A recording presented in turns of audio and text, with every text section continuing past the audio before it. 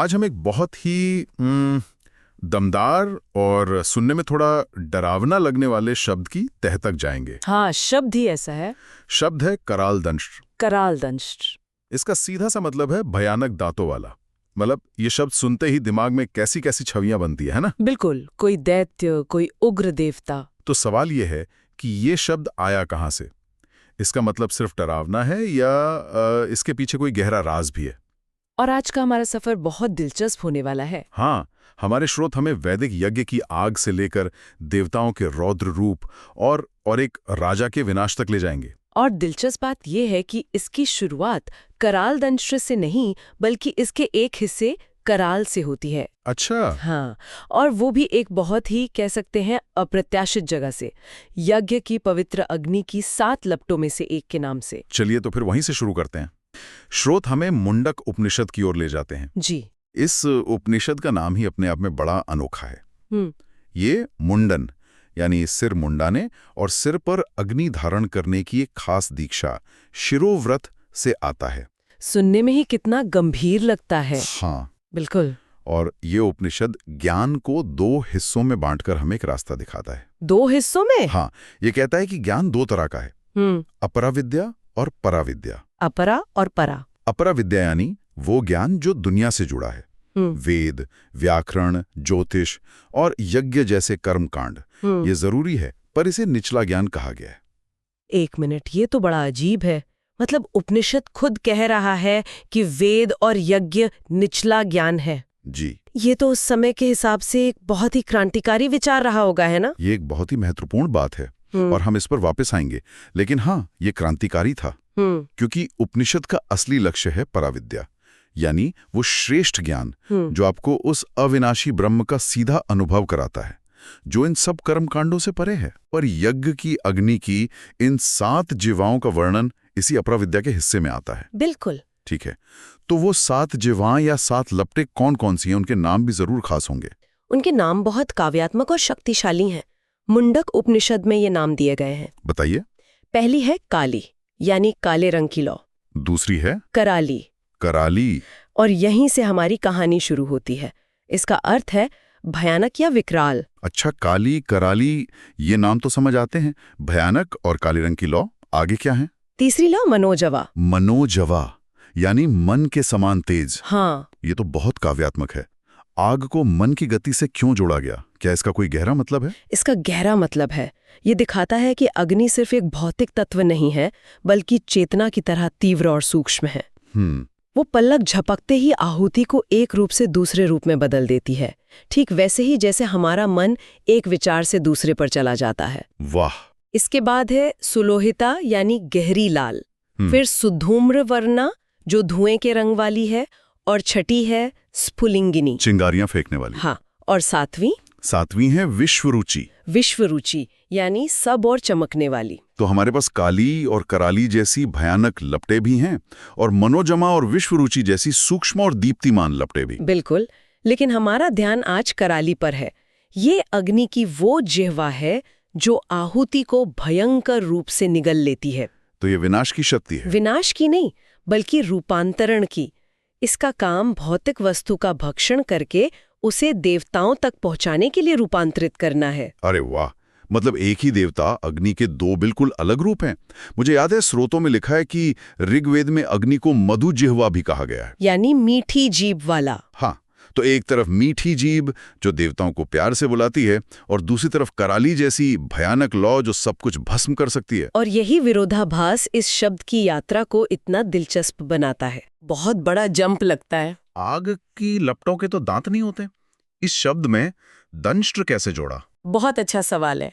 यहीं पर भाषा और कल्पना का खेल शुरू होता है। अच्छा। शब्द को तोड़कर देखते हैं। पहला हिस्सा है कराल। स्रोतों में इसके कई अर्थ मिलते हैं। भयानक, विकराल या चौड़ा खुला हुआ, जैसे किसी का मुंह चौड़ा खुला हुआ। हाँ जी। इसका एक अर्थ बाहर निकले हुए दांत भी है। और दूसरा हिस्सा है दंष्ट्र। हाँ, दंष्ट्र का मतलब है नुकीले दांत, दाढ़ या कोई बड़ा दांत, जैसे शेर या सुअर के होते हैं। ओके। तो जब हम इन दोनों को जोड़ते हैं, कराल दंष्ट्र का मतलब हुआ वो जिसके भयानक और मतलब बाहर निकले हुए दांत हों। ये सिर्फ बुरे दांत नहीं है, ये एक ऐसी छवि है जिसमें शक्ति, आक्रामकता और भय तीनों शामिल हैं। बिल्कुल, एक बहुत ही ताकतवर विजुअल। क्या हमें स्रोतों में कराल शब्द का इस्तेमाल कहीं और भी मिलता है जिससे इसका मतलब और साफ हो? हाँ, बिल्कुल। आयुर्वेद के ग्रंथों में घोड़ों के एक लक्षण को कराल कहा गया है। घोड़ों के लक्षण को? हाँ, जिसका मतलब है भयानक दिखने वाला। हाँ। और इसे एक बुरा गुण माना जाता था। अच्छा। और साहित्य में किसी के चौड़े खुले हुए भयानक मुंह को करालवक्त्र कहा गया है। कराल वक्त्र। तो ये साफ है कि कराल शब्द एक ऐसी शारीरिक विशेषता बताता है जो डरावनी है, जिसका मुंह और दांत विकराल हैं, जी, जो किसी को भी निगल जाने के लिए तैयार है। सही। तो जब एक शब्द का इतना शक्तिशाली अर्थ हो तो वो तो सिर्फ किताबों में नहीं रहता होगा, ये भयानक स्वभाव हमें जरूर साकार रूप में कहीं दिखाई देता होगा। ये छवि किन किरदारों से जुड़ी? यहीं से यह अवधारणा यज्ञ की वेदी से निकलकर पौराणिक कथाकों के विशाल मंच पर पहुंच जाती है। और सबसे पहला कनेक्शन कहाँ मिलता है? सबसे पहला और सीधा संबंध हमें देवी से मिलता है।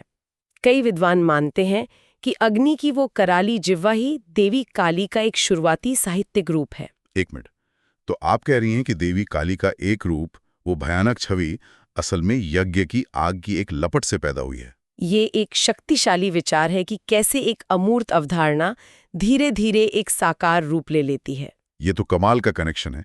मैं हमेशा उन्हें एक अलग स्वतंत्र शक्ति के रूप में देखता था। देवी काली को अक्सर कराल वदना यानी भयानक चेहरे वाली और कराल दंष्ट्रा यानी भयानक दांतों वाली कहा जाता है। तो अग्नि की वो भस्म करने वाली, रूपांतरित करने वाली विकराल शक्ति यहाँ एक देवी के रूप में साकार हो जाती है। बिल्कुल, जो बुराई का संहार करती है। और सिर्फ देवी ही नहीं, दूसरे देवताओं में भी ये गुण दिखता है।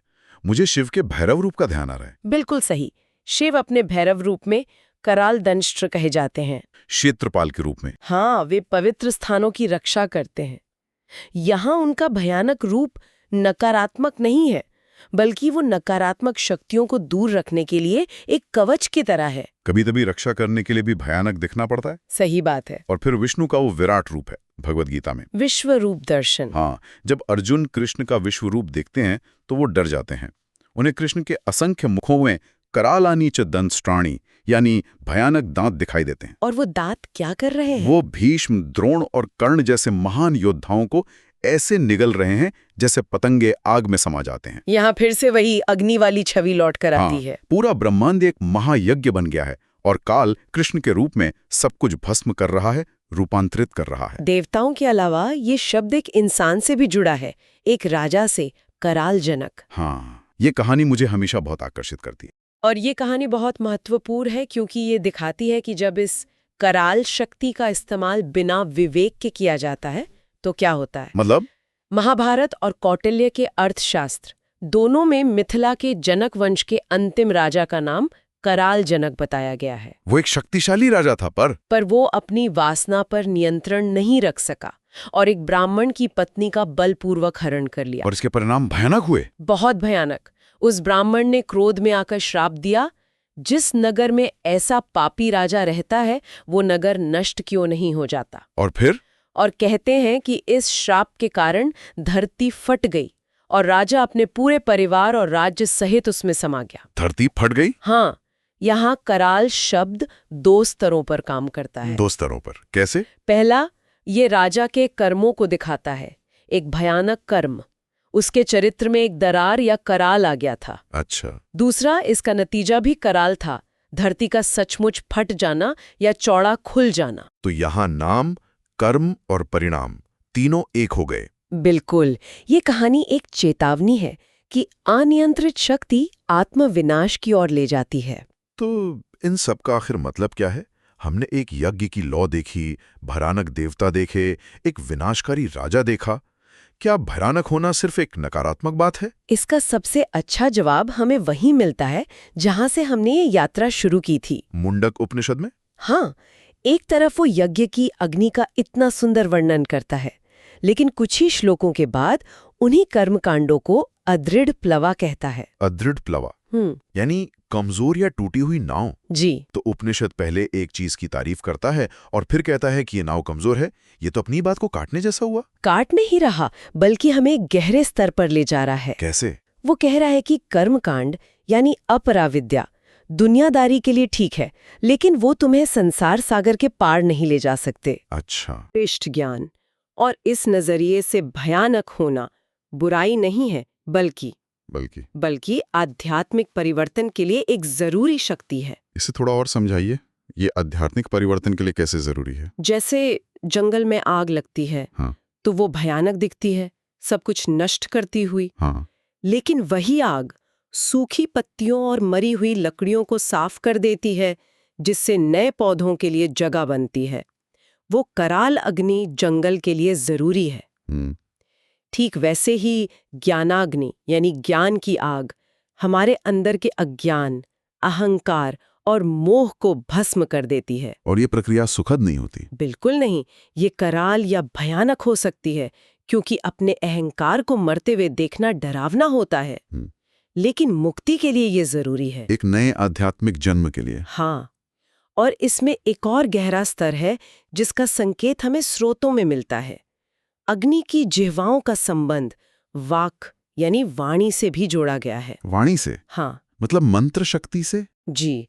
इस रूप में करालदंष्ट्र या भयानक दांत सिर्फ काटने या खाने के लिए नहीं है। तो फिर? वे उस मंत्र की शक्ति के प्रतीक हैं जो भ्रम के जाल को चीर डालते हैं। वो सत्य के नुकीले और पैने दांत हैं। ये तो बहुत ही सुंदर विचार है। और वो चौड़ा खुला हुआ मुंह? अग्नि का वो कराल यानी चौड़ा खुला मुंह उस भक्त का खुला हुआ हृदय है, जो ज्ञान की इस भयानक लेकिन शुद्ध करने वाली अग्नि को ग्रहण करने के लिए पूरी तरह तैयार है। जो डर नहीं रहा बल्कि उसका स्वागत कर रहा है। सही। तो हमने एक शब्द करालदंष्ट की यात्रा देखी। ये वैदिक यज्ञ की एक भयानक लौ से शुरू हुई, फिर शक्तिशाली देवताओं का एक गुण बनी, एक विनाश की और बड़े राजा का नाम बनी, और अंत में आध्यात्मिक परिवर्तन का एक गहरा प्रतीक बन गई।